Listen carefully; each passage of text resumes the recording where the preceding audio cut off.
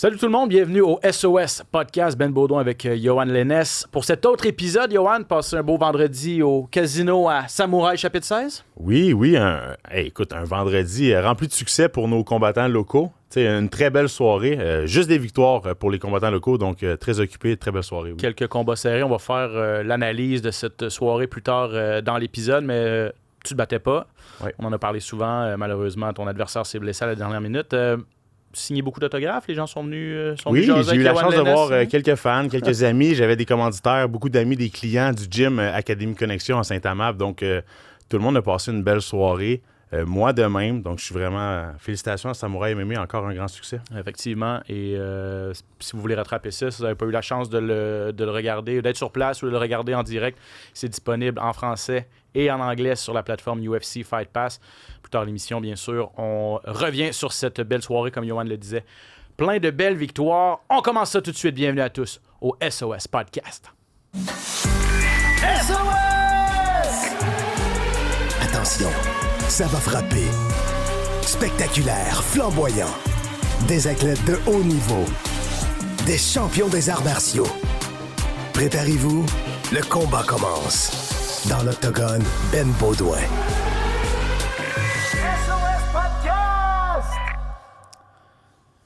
Et oui, également au menu, on avait tout un samedi de sport. Bien sûr, Noche UFC du côté de San Antonio. Grosse performance de Diego Lopez en grande finale qui a infligé un revers à Jean Silva. On l'analyse tout ça dans quelques secondes. La boxe, je sais pas si t'as eu la chance de regarder aussi Canelo contre Crawford. Canelo contre Crawford, c'était impressionnant, mais le combat juste avant aussi, Mbili. Et on a un Canadien ici, là. Ceux qui ont pu regarder le combat, la pression que ce combattant-là a mis, la pression que ce boxeur-là a mis, le volume de coups qu'il a lancé. Je serais curieux d'aller voir les statistiques pour voir le volume de coups qu'il a lancé, le volume de coups qu'il a mangé aussi, certainement. Ça vient avec un petit peu, malheureusement. 12 rounds remplis de boxe pure et de cœur. C'était vraiment, vraiment impressionnant, là. Il était le favori. C'est lui qui défendait une ceinture. Mbili, c'est bien sûr un protégé d'Eye of the Tiger et de Marc Ramsey, français, installé au Québec depuis longtemps. Puis, je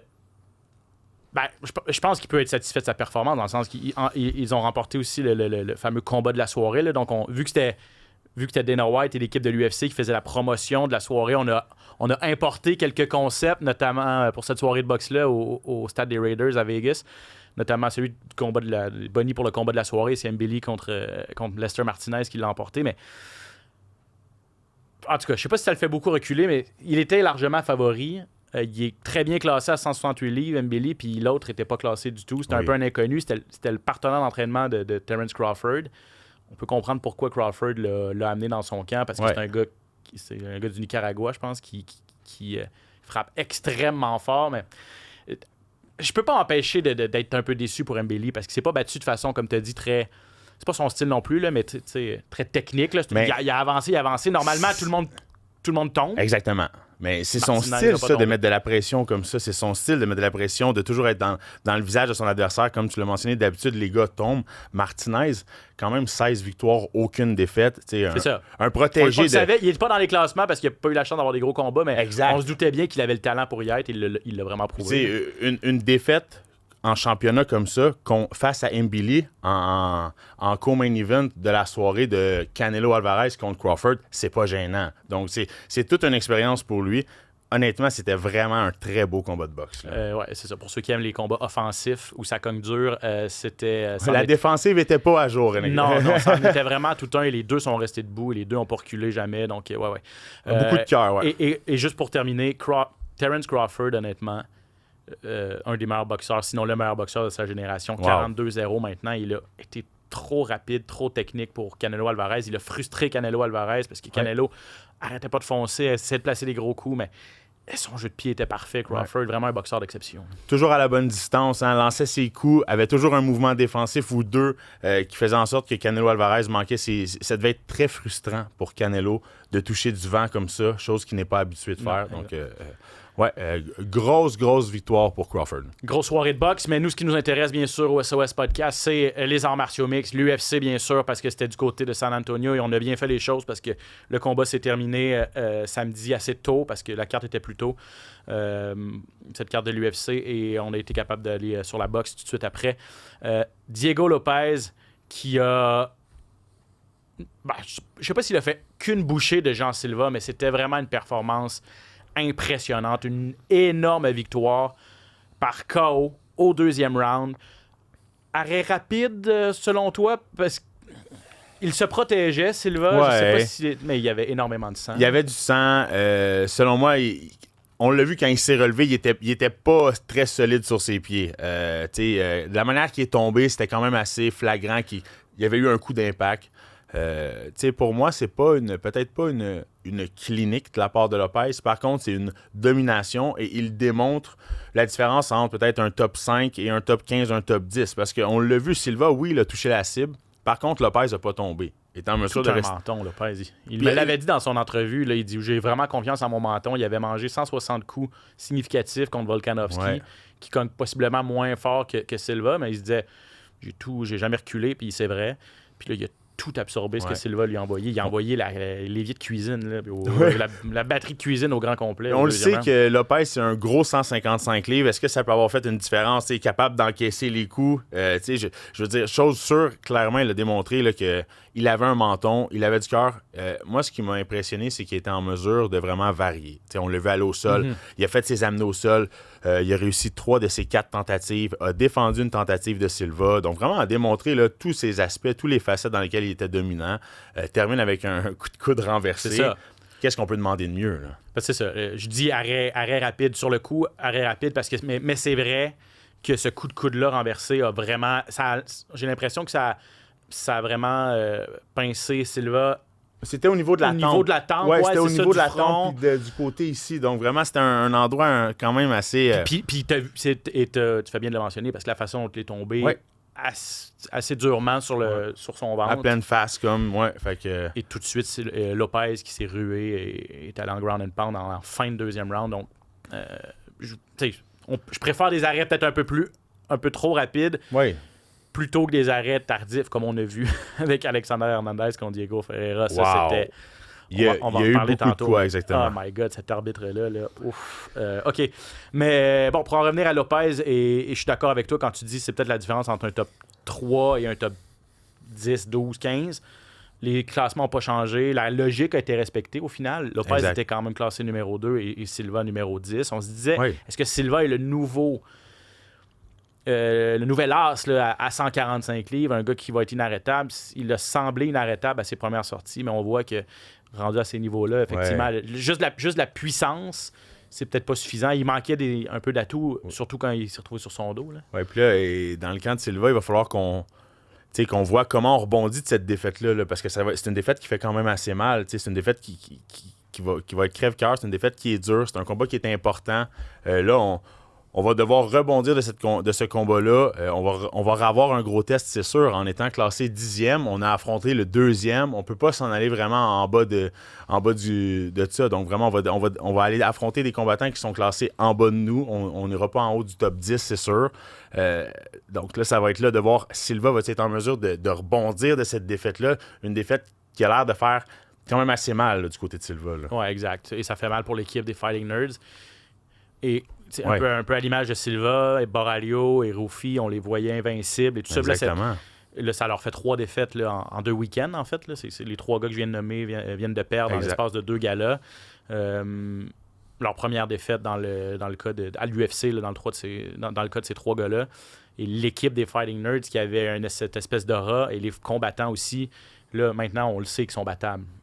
Donc, ça aussi, ça va être à surveiller pour la suite. Diego Lopez, est-ce que c'est suffisant? En affrontant le 10e, tu sais que tu peux pas gagner énormément de points. La façon dont tu peux gagner des points et de la valeur, c'est de gagner de façon spectaculaire, ce qu'il a fait. Ouais. Volkanovski, on attend encore son prochain adversaire. Ouais. Il s'est montré ouvert à affronter Lerone Murphy, qui a battu Aaron Pico de façon extrêmement spectaculaire il y a quelques semaines. Un coup de coude renversé, lui aussi. Un coup de renversé également. Quelle avenue on va prioriser?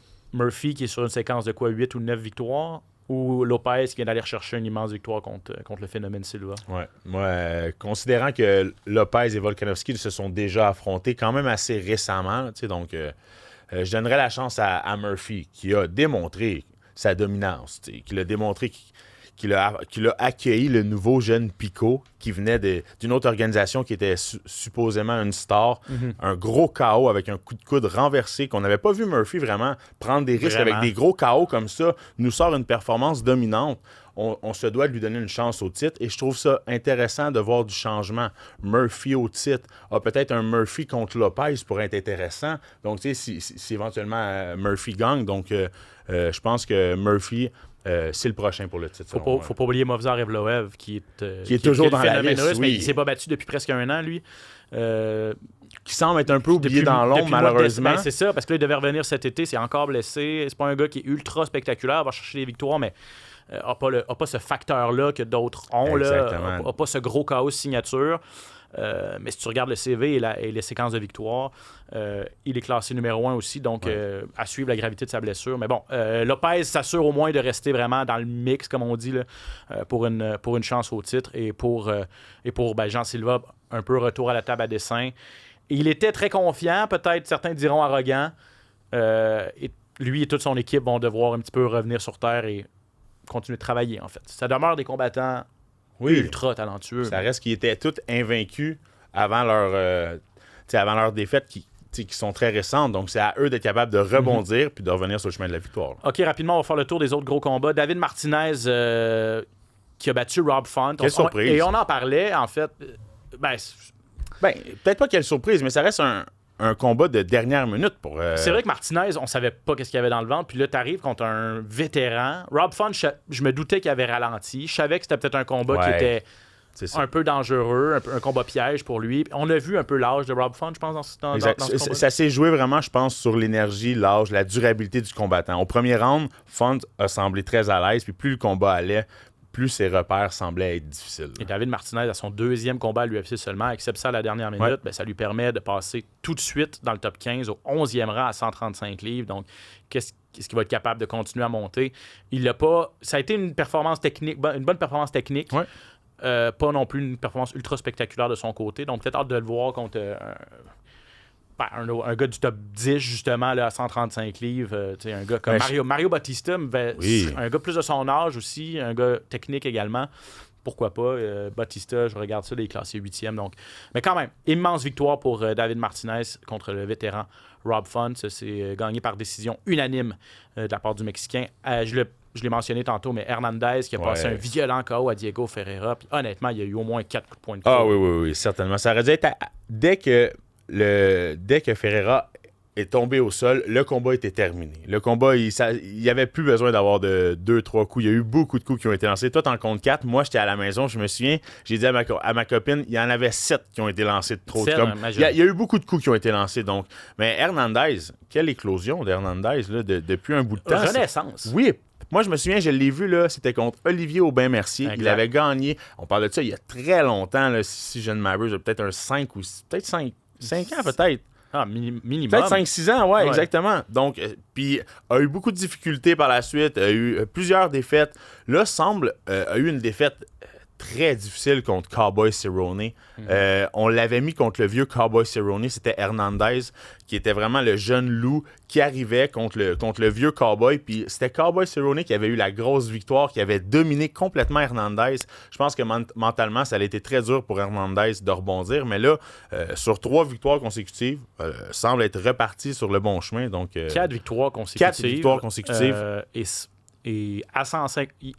Il y a eu un passage désastreux à 145 livres, 2 combats, il a 2 défaites. Mais si on remonte ses combats à 155 livres, ça lui fait 5 victoires de suite. Donc, il avait gagné son dernier à 155, était descendu à 145 avec pas de succès. Depuis qu'il est revenu à 155 chez les légers. Donc, 4 victoires de suite. Et en 2025, toute une année, le 3-0. Tout un physique, Hernandez. Tout un physique. Et son combat contre Olivier, c'était en 2018. Imagine. 2018. Donc, ça ne nous rajeunit pas, hein? Non. Donc voilà, et honnêtement, pour en finir avec cet arrêt tardif, c'est que ce que je trouve le pire dans ce qu'on voyait à l'écran, c'est les doubles impacts. Parce que Diego Ferreira était au sol, et donc sur son dos, il y avait des coups. Il avait la tête relevée et des immenses coups d'Hernandez. Premier impact, et la tête frappait tellement sur le matelas, sur le sol également. Donc, et ça, il y a eu 3 ou 4 coups de poing comme ça, qu'il y a eu double impact. Et en tout cas, je me disais, qu'est-ce qui attend, sérieusement? C'était au Texas. On dit souvent que la commission athlétique au Texas, on est un peu plus patient pour les finishes. Est-ce que ça explique? Peut-être, mais bref. Je l'ai moins aimé, celle-là, mais ça n'enlève rien à cette immense victoire d'Alexander Hernandez contre Ferreira. Et dernier combat qui retient l'attention, ça n'a vraiment pas été le combat de la soirée parce que Tatiana Suarez a fait ce qu'elle fait d'habitude. Là, c'est qu'elle est allée chercher... elle a lutté carrément, elle a contrôlé Amanda Lemos. Elle avait besoin quand même de cette victoire-là pour retourner potentiellement en combat de championnat. On sait qu'elle revient de sa première défaite contre Zhang Weili en championnat. C'était en début d'année, le mois de février, si je ne m'abuse. Suarez, on le sait qu'elle est ultra talentueuse. C'est peut-être la meilleure lutteuse chez les dames, là, toutes catégories confondues. Cependant, c'est ça, elle non plus n'a pas ce facteur-là de finish et de spectacle que l'UFC aime beaucoup. Hein. Exactement. Ça pourrait être intéressant de voir Suarez contre Dern, éventuellement, si il y a lieu d'être. La lutteuse contre la on sait que Dern a un très bon jiu-jitsu brésilien. Peut-être que Suarez travaillerait au niveau de sa lutte. Donc, ça pourrait donner un combat intéressant. Et si jamais les deux décident de rester debout, on le sait que ça donne toujours des combats intéressants quand 2 spécialistes de jiu-jitsu ou 2 spécialistes de lutte décident de tenter de faire le combat debout. Donc, ça pourrait être un combat qui est intéressant à surveiller chez les femmes. Ben ouais, puis surtout si Dern gagne la ceinture, ça va se passer quoi à l'UFC 321, si en je ne m'abuse, contre Virna Jandiroba, exactement. Fin octobre, le gala du côté d'Abu Dhabi, en fait, en demi-finale de Cyril Gane contre Tom Aspinall, ce combat de championnat chez les 115 livres féminins. OK, passons à Samouraï. On vous a vendu la mèche un petit peu en début d'émission, mais bon, on est jeudi, ça fait presque une semaine que le gala est passé, mais une fiche parfaite. Tu l'as dit, des combattants locaux, là. 9 victoires, aucune défaite. Ça n'a pas été toujours facile, par exemple. Il y a eu des combats très serrés. Très serrés, oui. Camilo Aveyan, qui a eu besoin de tout son petit change pour aller battre son adversaire, là, notamment. Moi, ce que je lui ai dit à Camilo Aveyan, puis je trouve que c'est vraiment intéressant, puis je trouve que c'est bon pour sa carrière, parce que Camilo, c'est un combattant qui est très respecté, qui est très craint, qui est très jeune, qui est très talentueux. Donc, il est 2-0. C'est difficile pour lui de se trouver des combats. C'est difficile pour lui d'avoir des adversaires. Avec un combat comme ça, un combat où est-ce que il a été bon, il a été dominant, mais il y a eu de l'adversité. Donc, ça va être plus facile, selon moi, pour lui d'aller chercher des adversaires. Parce que là, les gens vont se dire, il est battable, mais... il est un peu il y a plus quelque chose à faire. portée. Il est à notre portée, exactement. Donc, ils ont plus de vidéos à regarder sur Camilo. Donc, moi, je trouve ça intéressant pour lui. Beaucoup de temps de cage. C'est un combattant qui est très mature, qui est très spectaculaire, qui gagne à être connu. Donc, très belle victoire pour lui au Casino de Montréal. C'est contre Raoul Flores, un Mexicain qui est clairement pas venu, lui, pour se coucher. Il n'est pas venu pour son chèque de paye parce qu'il m'a impressionné, puis il avait du cœur au ventre, effectivement. Très résilient. Oui, effectivement. Un autre qui a eu de la difficulté, on va en reparler tantôt, mais c'est Jonathan Ramsey. Il est allé chercher la victoire, mais ça a donné tout un combat. Mais à tout seigneur, tout honneur, parlons de Michael Dufort, qui est en finale, conserve sa ceinture des poids légers. Il a fait qu'une bouchée là, de son adversaire Wanderson Michel, un adversaire de dernière minute, mais ça n'a même pas pris 2 minutes. Et la question qu'on se pose, c'est est-ce que Mick est trop fort maintenant là, pour la Ligue ici au Québec sur les circuits régionaux? Là? Oh oui, c'est sûr que Michael Dufort, il est là depuis longtemps. Il est dominant. C'est pas un combattant qui s'allonge. C'est un combattant qui démontre qu'il termine ses combats. Il y a beaucoup de premiers rounds. C'est sûr qu'il a fait le tour ici au Québec. Moi, je m'attends à le voir dans les grandes organisations. Que ce soit de retourner à PFL, que ce soit... ou il peut rester à Samouraï. Samouraï est une grande organisation aussi, mais là, ça va prendre des gars de haut niveau. T'sais. Parce que oui, il est prêt pour la Grande Ligue, mais ça prendrait... c'est dommage parce qu'il est supposé d'avoir des gros adversaires devant lui, puis il y a toujours quelque chose qui arrive, un adversaire qui se blesse. Donc là, c'est des adversaires de dernière minute qu'il y a eu. Donc, c'est sûr que ça lui prend un autre bon combat contre un adversaire de renommée mondiale pour vraiment montrer qu'écoute, il a sa place. Selon moi, il l'a. Minimalement une chance à la Contender Series. Hein. Ah, ça, c'est certain. Puis ça, c'est s'il l'a peut-être pas déjà eu, on le sait pas. Peut-être que dans son camp, il l'a déjà eu il y a quelques mois. Là, on le sait, il a changé d'agent. Peut-être qu'il va y avoir du nouveau vent chez Michael Dufort avec un nouvel agent, on le sait pas. Là. En tout cas, ça s'est terminé comme ça se termine plus souvent qu'autrement pour Mick avec un étranglement arrière à 1 minute 53 du premier round. Il a fait son plaidoyer pour l'UFC Vancouver aussi dans la cage. Quelle énergie il amène, Michael Dufort. Il y a un fan base énorme ici au Québec. Là. Il y avait de l'ambiance au casino, puis je l'ai dit quand je décrivais le combat, il y a peut-être la moitié des billets que c'est Michael qui les avait vendus. Ouais, il est très respecté, il est très aimé. C'est un Québécois dans l'âme. Il rentre avec ses chansons de Bob Bissonnette, la gang de malades. Il rentre toujours avec la même chanson. Sa famille est là, ses amis sont là. Michael Dufort, ça fait 15 ans qu'il est dans le monde des arts martiaux mixtes. On a toujours cru à Michael Dufort. Donc, je pense qu'il serait temps pour lui d'avoir sa chance dans le grand show. S'il y a un décidement de dernière minute ou s'il reste une place sur la carte de l'UFC, l'invitation est lancée. C'est ce qu'il a mentionné dans la cage. Mustafa Salehzadeh, tu nous en avais parlé ici. Toi, tu le vois au gym de façon régulière. On savait que c'était un immense lutteur. Il est allé chercher la ceinture des poids lourds. La première dans l'histoire de Samouraï avec sa victoire contre Edson Lopez. Edson Lopez qui a abandonné après le 3e round. Sympathique, le Brésilien, par ailleurs. Là, il a abandonné. C'est un gars de 47 ans. Il a dit faut que je pense à ma santé. Il faut que je retourne voir mes enfants et tout ça. Une ceinture ou 2 rounds de plus, ça vaut pas la peine de mettre ma santé en jeu plus qu'elle ne l'a déjà été parce que c'était du ground and pound assez violent. Pratiquement des positions crucifiées là, qui permettaient à Mustafa d'être sur le dessus et de placer un nombre incalculable de coups. Là. Exactement. C'était une clinique. Là. Donc, dans le fond, c'est un 3 rounds. Le combat était prévu pour 50, mais ça a été 3 rounds de pure lutte, de corps à corps, de projection au sol, de coups de poing, de coups de coude, de la part de Mustafa. Donc, comme tu l'as mentionné, là, après le 3e round, Lopez en pouvait juste plus. Il était exténué. Puis, de l'autre côté, Mustafa en pouvait plus, lui non plus. Non, parce qu'il a eu un malaise. Il a eu un malaise. En fait, c'est les deux. Benoît, les deux sont partis en ambulance après le combat. Les deux ont eu un malaise. C'était pour vous mentionner à quel point le combat était physique. Quand les deux gars allaient au sol, là, le casino shakeait quasiment. Là, la cage shakeait. C'est pas des petits messieurs. Là. C'était des gars de 250, 260 livres. Donc les deux gros combattants qui ont dû se rendre, c'est ça, à l'hôpital pour être sûr d'être sous contrôle, que tout soit sous contrôle, que leur santé soit prise en bonne main. Parce que les deux, vraiment, peut-être au niveau de la pression, c'était difficile. Ils ont tout laissé dans la cage. Exact, ils ont tout laissé au niveau cardiovasculaire et tout ça. Est-ce que tu es allé au Tristar depuis? J'ai vu Mustafa. Il est venu au Tristar le lendemain. Il était le surlendemain. Il était en pleine forme. Le gros sourire aux lèvres. Fait que non, c'était plus de peur que de mal. C'est ça. C'est plus c'est préventif dans ces cas-là, mais ça a causé une petite commotion là, quand on nous a annoncé ça qu'il fallait qu'on amène des combattants à l'hôpital et qu'on a appris que c'était Mustafa. Parce qu'en plus, il venait de gagner. C'est plutôt rare. Il n'a pas mangé énormément de coups non plus. Non, c'était vraiment plus au niveau de la fatigue, au niveau de la pression. Être sûr de reprendre le contrôle comme il faut. Là. Et là, lui aussi, ça va être à voir la suite parce que pas grand monde va vouloir venir l'affronter ici à Samouraï. Puis, Ferras arrête pas de dire que ce gars-là, il est mûr. Oui, mais rendu à 4-0, avec une dernière performance contre Lopez, qui était un combattant, un vétéran d'une quinzaine, une vingtaine de combats, qui avait une champion d'une autre bonne organisation canadienne. Donc, très, très, très respecté. À 4-0, Mustafa, champion d'organisation Samouraï, je le vois à Contender Series. Il n'y avait pas beaucoup de heavyweight à Contender Series. On en voit à 3-0, à 4-0, 5-1. Attendons pas un an ou deux. Prenons-le, allons-y, prenons la chance. Contender Series, je pense qu'il est prêt. Voilà, rapidement, en rafale, Alex Morgan contre Ariston França. França, le Brésilien qui a abandonné après le 2e round. Honnêtement, c'est le meilleur que j'ai vu Alex Morgan depuis un certain temps. Tout fonctionnait. Ouais. Il a découpé França, c'était beau. Là, moi, je le vois dans le gym, Alex Morgan, puis on pense que peut-être après un certain temps, on arrête un petit peu de se peaufiner ou on trouve notre certain style.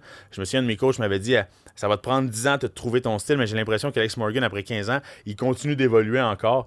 Puis spécialement au niveau de son striking, on le voit sortir ses coups de pied à la tête. Là, il fait au début, il travaillait beaucoup avec son jab direct. On savait que c'était quelqu'un qui était très linéaire, là, devient très dangereux avec ses kicks. Sorti son jiu-jitsu brésilien dans les derniers combats aussi. Donc, un nouveau Alex Morgan qui nous démontre sa dominance encore une fois, là. Et moi, ce que j'aimais aussi, c'est que où on était placé pour décrire. On était juste à côté de son coin, en fait, là, Ferraz et son coach Donald, je pense, qui était vraiment pas loin de nous. Puis chaque fois qu'Alex faisait quelque chose, on entendait... Tu sais, Ferraz, c'est pas le gars le plus expressif non plus, mais là, tu voyais qu'il était fier, il était content, il criait à chaque fois. C'est comme si comme si on avait préparé un. Tu sais, quand tout fonctionne, là, Ouais. là, tu te dis, OK, on va faire telle affaire. Puis tout est comme calculé. Il n'y a pas rien qui est. Pas un mouvement qui est de trop ou tout ça. Puis on dirait que Ferraz était là. Puis lui-même était impressionné de voir à quel point ça fonctionnait. Donc, tu sais, puis il y en a vu d'autres. Là. Ouais. Oui, tu sais, mais c'est tout ça pour démontrer à quel point Alex Morgan. Tu sais, c'est un peu comme. Puis, tu sais, moi, des fois, je le dis, puis je trouve que c'est le capitaine des arts martiaux mixtes du Québec, Alex Morgan. C'est le vétéran. C'est un des gars qui est là depuis longtemps. Puis, moi, je vais toujours me souvenir à mon dernier combat à Gatineau. On s'est entraîné dans le même locker, on était dans la même chambre ensemble. Puis, moi, je suis plus du genre réservé, assis, je dis pas un mot. Puis, lui, c'est plus du genre, je suis debout, je parle, je suis très énergique. Puis il m'a tellement mis en confiance, ça m'a tellement mis en confiance de l'avoir dans ma chambre, puis je lui ai répété le lendemain. Fait que non, c'est un très, très bon vétéran que le Québec a ici, Alexandre Morgan. Un mot sur Jonathan Ramsey qui a dû puiser au fond de ses ressources pour aller chercher une victoire par décision contre Mark Harry Lewis, un Américain. S'est blessé à une cheville durant le combat, pas lâché, a continué d'avancer. Il a mangé des coups, par exemple. Il était magané, Jonathan. Il était magané, Joe. Grosse guerre, mais c'est ça qu'il fallait. Personnellement, là, en tant que combattant, je pense que c'est ça qu'il fallait. Ça y prenait pas un knockout en partant. Ça y prenait pas une performance spectaculaire. Ça y prenait une guerre à savoir si ça y tente vraiment de faire ça, si ça y tente vraiment de vivre ça, de manger ces coups-là, de pas être certain s'il gagne ou non. Puis, tu sais, oui, il est sorti magané. Je pense que du bon repos, il va revenir fort. Il va retrouver l'étincelle du Joe Ramsey. Il était là, mais il était encore un petit peu à reculons. Grosse victoire de Joe Ramsey. Combat difficile, mais il est revenu sur le chemin de la victoire. C'est tout ce qu'il faut. Et son menton a tenu après 2 victoires, 2 KO quand même assez violents. Là, le fait qu'il était capable de faire 15 minutes, c'est de bon augure. Mentalement, aussi. Ça fait du bien. Il avait pris le temps aussi, là, plusieurs mois d'absence. J'ai été très impressionné par Isaac Herbert, jeune Ontarien, il vient d'Ottawa, de 22 ans. Honnêtement, 22 ans, puis arriver avec une telle attitude, puis ce gars-là, là, le stressomètre à moins 10. Là, à peu près. Très, très, très dominant. Moi, je le vois dans le gym à chaque jour au TriStar.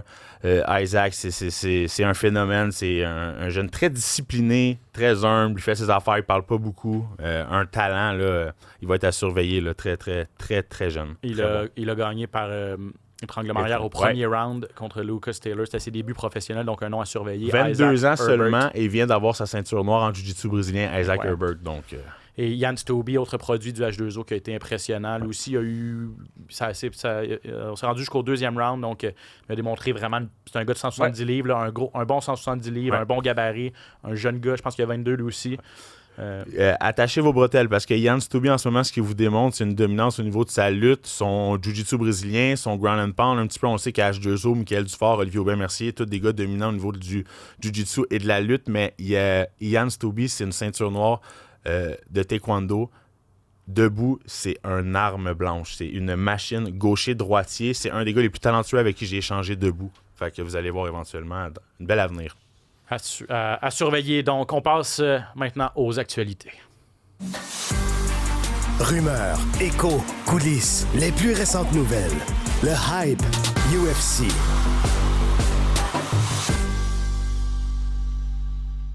Ben oui, comme d'habitude, on finit l'émission avec quelques nouvelles UFC. Une grosse nouvelle qui concerne l'UFC Vancouver, en fait, le gala qui aura lieu au Canada au mois d'octobre. Une nouvelle décevante parce qu'Anthony Fluffy Hernandez doit se retirer de cet événement. Il est en finale contre Reiner de Ridder. Combat, moi, que j'avais vraiment encerclé. Là. Duel important à 185 livres que je voulais voir. Hernandez sur toute une séquence. Et il doit se retirer, remplacé par Brendan Allen, qui l'a battu en début d'année. Hernandez a battu Allen. On passe vraiment d'un gars qui est sur toute une séquence, un gars qui a le potentiel d'être sur la courte liste là, pour un adversaire pour affronter Khamzat Chimaev, à un Brendan Allen qui, j'ai vraiment l'impression... Oui, il revient d'une victoire contre Marvin Vettori, mais ça lui a pris tout son petit change. C'est un gars talentueux, mais je trouve que c'est un gars qui a peut-être plafonné. Bref, si Reiner de Ridder, je veux dire, chapeau, mais je trouve qu'on perd vraiment au change. Les amateurs perdent avec ce nouvel adversaire-là. J'essaie de comprendre, c'est pour ça que j'ai cette face-là en ce moment. J'essaie de comprendre parce que ils s'entraînent dans le même gym. Les deux sont au Kill Cliff, en Floride. Brendan Allen et De Ridder s'entraînent Ok, depuis les ben 6 oui, derniers ben oui, mois c'est vrai. au Kill Cliff, dans le même gym ensemble. C'est des partenaires d'entraînement. Et Marc-André Barriot fait partie de ça. Fait que là, j'essaie de comprendre. Y a-tu quelque chose qu'on n'est pas au courant? Est-ce que Brandon Allen, à l'entraînement, réussit à bien faire contre Derrida et il se dit, écoute, c'est pas différent, puis je vais y aller. Y a-tu une entente entre les deux qu'on n'est pas au courant? Moi, la première chose que j'ai pensé quand j'ai vu ça, c'est ça. Je suis comme, c'est des partenaires d'entraînement. Ça va être drôle un petit peu comme... C'est pas inédit, mais c'est quand même rare. Ouais. Mais c'est pas inédit. Surtout dans ces gros gyms-là où il y a énormément de combattants. C'est vrai. On a vu Ian Gary, c'est arrivé aussi des fois, qui affrontait... c'est ça. OK. American Top Team, ça arrive souvent qu'il y a c'est tellement des gros gyms. J'avais pas réalisé, mais tu fais très très bien de le mentionner. Est-ce que les deux sont amis? Ou est-ce que les deux sont pas vraiment amis ça se et peut qu'ils qu'ils voient voient- une opportunité en ce moment pour finaliser ça ensemble? Mais... Puis de toute façon, qu'est-ce qu'on fait dans ces... En tout cas, ce que j'avais entendu à l'époque du ATT notamment, c'est que on sépare presque carrément le gym en deux, là, dans le sens Ouais. que Le gym est assez grand, on s'entend. ben ouais, puis c'est ça, soit qu'on les sépare physiquement, Ou l'horaire. ou soit l'horaire est Ah, adapté ben oui. en conséquence, effectivement, pour pas que les deux se croisent. croisent. L'entraîneur-chef, Henry Hooft, qui est déjà plus nécessairement impliqué. Ouais. T'sais, il a encore ses combattants, mais de moins en moins. Ouais. C'est vraiment l'entraîneur-chef et il délègue beaucoup. T'sais, je sais que Marc-André me l'avait expliqué. Il dit, Henry, il voyage beaucoup moins qu'avant. Puis on a chacun nos petits coachs qui sont avec nous. On a chacun nos coachs préférés ou nos gens avec qui on aime travailler, tout ça. Fait que probablement que Ouf sera pas dans le coin de ni de l'un ni de l'autre également. Donc on va se séparer ça comme ça. À suivre donc. Mais comme je veux dire, à mes yeux, rapidement comme ça, Allen, j'ai toujours aimé Brandon Allen. Si vous me suivez le podcast ici ou celui que je faisais avant avec Patrick Côté, mais j'en ai souvent parlé d'Allen, puis moi je le voyais comme un futur champion, mais il me déçoit. Je trouve qu'il a vraiment plafonné. Contre Hernandez, il a vraiment pas été il a pas vraiment été à la hauteur. Bref, je vois pas dans ma tête comment il peut battre Renan Derrida. Non, j'ai l'impression que Brandon Allen, je devrais pas dire casse mentalement quand il fait face à l'adversité, parce qu'il n'y a pas un combattant qui casse mentalement, mais j'ai l'impression que quand le combat devient difficile, comme Hernandez, c'est pas long qu'il casse Brandon Allen. Ça va bien quand il est en contrôle. Quand tout se passe bien comme il veut, ça fonctionne. Quand il réussit à amener le combat au sol. Mais dès qu'il n'est pas capable d'amener le combat au sol ou que ça va moins bien debout, j'ai l'impression qu'on le voit casser rapidement. Puis, tu sais, plutôt que de vouloir step up ou de réessayer un petit peu. Dans l'adversité, de devenir encore meilleur, on dirait que lui, c'est un petit pas de recul qu'il prend. Puis comme tu l'as mentionné, il y a eu une belle ascension. Puis moi aussi, je le voyais monter rapidement. Puis je me disais, hey, il y a eu un moment donné où est-ce qu'on parlait de Adesanya, Brandon Allen s'en venait le chercher, tu sais. Puis on parle de ça il y a peut-être 2 ans peut-être, mais là, clairement, c'est plus ce Brandon Allen-là. Là. Il est classé 11e, Derrida est classé 4e, donc ce sera l'événement final à Vancouver. Il y a toujours Charles Jourdain et Manzari, entre autres. Jasmine Jasdevicius qui sont sur cette carte-là, Mike Malott. Grosse carte quand même, le 18 octobre. UFC Maison-Blanche, ça fait encore la manchette parce que Conor McGregor s'est retiré de sa campagne électorale ou de la course à la présidence de l'Irlande parce qu'il a dit « Je veux me concentrer sur mon retour à l'UFC » parce qu'il veut revenir à l'UFC Maison-Blanche. Et là, Michael Chandler qui salive puis qui dit « Enfin, je vais avoir la chance d'affronter. » Les deux devaient s'affronter par le passé. Chandler, il dit « Je le visualise. Le combat n'a jamais été aussi proche de se concrétiser que là. » Puis là, on parle même d'une finale. Pour un gros gala comme ça, un gala unique, UFC Maison-Blanche, une finale McGregor-Chandler. Ben oui. Pas moi. Ben mais là... je comprends pourquoi. Parce que c'est McGregor. Ben pas juste ça. Chandler. C'est le modèle américain. Le gars qui vient de manger 2 volées de suite, dont une puis contre qui va en manger Pimblett. une 3e contre McGregor. Ah, ça, je suis pas sûr. Ah non, je sais pas non plus. Là. McGregor, en tout cas, les vidéos qu'il pose récemment, je sais pas si tu as vu. Là, non, je sais. Puis ça reste que Chandler, c'est un athlète surhumain. Là, je veux dire. Mais là, ça va être de voir est-ce que tout se fait dans les règles. Là, avec McGregor. Là. Il y a tellement de... Tu sais, c'est ça. C'est pour le show. Ouais. C'est ça. Si on va dans cette avenue-là, faut juste accepter que on prend 2 gros noms, puis on prend 2 gars qui vont être capables de faire une bonne promotion, puis de s'insulter à tour de bras, puis... mais au niveau sportif et au ça niveau... amène quoi? C'est ça. Ouais, je suis au niveau d'accord. des classements, au niveau de tout ça. Chandler, je ne sais même plus s'il est classé à 155 livres. Là, je vais aller voir. Là, mais sa défaite. Oui, il est encore classé quand même. Là, mais sa défaite contre Paddy, là, ça fait mal. Là. Il est 12e maintenant. Puis il n'est plus ce qu'il a déjà été. Même sa carrière à l'UFC en général n'a pas. Non, elle n'a jamais vraiment éclos parce que. Chaque fois qu'il y a eu des gros combats, il a perdu. Exactement, là, c'est ça. Kayla Harrison, elle, on lui pose la question, ça va être quand le combat contre Amanda Nunes? On ne le sait pas. Évidemment, Amanda Nunes revient là, de quelques années de retraite. Elle doit prendre le temps de se remettre sur pied. Et Harrison, elle dit, c'est sûr que je veux ce combat-là. Je m'attends à ce que ça soit finalisé, qu'on puisse se battre dans les 2-3 premiers mois de 2026. Mais si ça va au-delà de ça et que Nunes ne veut pas se commettre, ben, elle a dit « Je suis ouverte à prendre un autre combat entre-temps. » Et son raisonnement, c'est de dire « Je veux pas empêcher d'autres filles d'évoluer. » Honnêtement, je sais pas si tu es d'accord avec moi, mais il n'y a pas beaucoup de risques que Kayla Harrison perde contre une autre fille à 135 livres présentement. Elle pourrait perdre contre la balance, par exemple. Son plus gros adversaire, c'est la balance. C'est vrai. Puis il suffit que... Puis si elle perd, si elle fait pas le poids pour un combat de championnat, elle perd sa ceinture. Exactement. C'est là que ça peut faire mal. Fait qu'il va falloir que si elle décide de s'embarquer dans un combat, qu'elle s'embarque avec le même sérieux que si elle affrontait une Amanda Nunes ou autre. Elle n'aura pas le choix. Je suis pas inquiet. Je suis pas nécessairement inquiet. Je pense que c'est une athlète. Elle a ça dans le sang et tout ça, mais je veux dire, le corps a toujours ses limites. Elle l'a fait la dernière fois, mais ça a été extrêmement difficile, puis ça va pas en s'améliorant. Donc, c'est juste ça que j'ai à surveiller. Mais j'admire quand même son fair play. Son esprit sportif, de dire... De vouloir continuer à être actif. Je ne passerai pas pendant un an là, à empêcher les autres d'évoluer. On va donner la chance à une autre fille. Rapidement, Bo Nickel contre Rodolfo Vieira, ça a été annoncé à l'UFC 322. Ouais, ça va être intéressant, ça. Duel de grappler. Là, en fait, Nickel, le gros lutteur contre Vieira, qui est un as du jiu-jitsu brésilien, qui est sur une bonne séquence.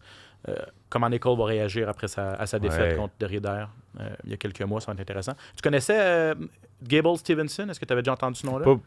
Pas plus que ça. C'est un gars qui les gens le qualifient peut-être le meilleur lutteur de l'histoire de la NCAA. OK. 2 championnats nationaux, 2 championnats de la NCAA. Et cette année, il a subi une défaite. Il a quitté l'université, il est allé aux Jeux olympiques, a gagné une médaille d'or. Aux derniers Jeux olympiques, c'était donc en 2024. Et puis, il est retourné à l'université, changé d'université, puis là, il a perdu en finale cette année. Et ça, c'est une des plus grosses surprises de l'histoire. Tout le monde disait il va devenir champion, il est imbattable. Bref, tout ça pour dire que c'est un athlète d'exception. Wow. Tout le monde le voit passer en arts martiaux mixtes. Il y a eu un petit moment avec la WWE, ça n'a pas fonctionné. Il s'est essayé au football, ça n'a pas fonctionné non plus. Mais les gens le comparent à Brock Lesnar, gros champion de lutte. Wow. Lutte universitaire. Ouais. Gros champion.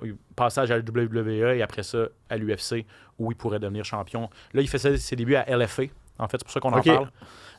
Il s'est battu cette fin de semaine à LFA, le premier combat professionnel d'arts martiaux mixtes. Victoire au premier round à 1 minute 38 contre un gars qui s'appelle Braden Peterson. Donc, ça a été du solide pour Gable Stevenson. Donc, à surveiller. Je serais pas surpris que lui... il y avait déjà été question à sa sortie de l'université que Dana White le signe. Dana White, il dit c'est un gars qui n'a jamais fait d'arts martiaux mixtes, je ne vais pas le signer. Puis l'autre disait avec mon palmarès, je veux dire, je mériterais ma place, je mériterais d'avoir une chance. Je pense que c'est bon là, de le voir évoluer. LFA, c'est une très bonne organisation aussi. Donc, tu devrais 2-3 victoires rapidement pour soit à Contender ou soit directement à l'UFC avec son palmarès et tout ça. Mais bref, à surveiller donc.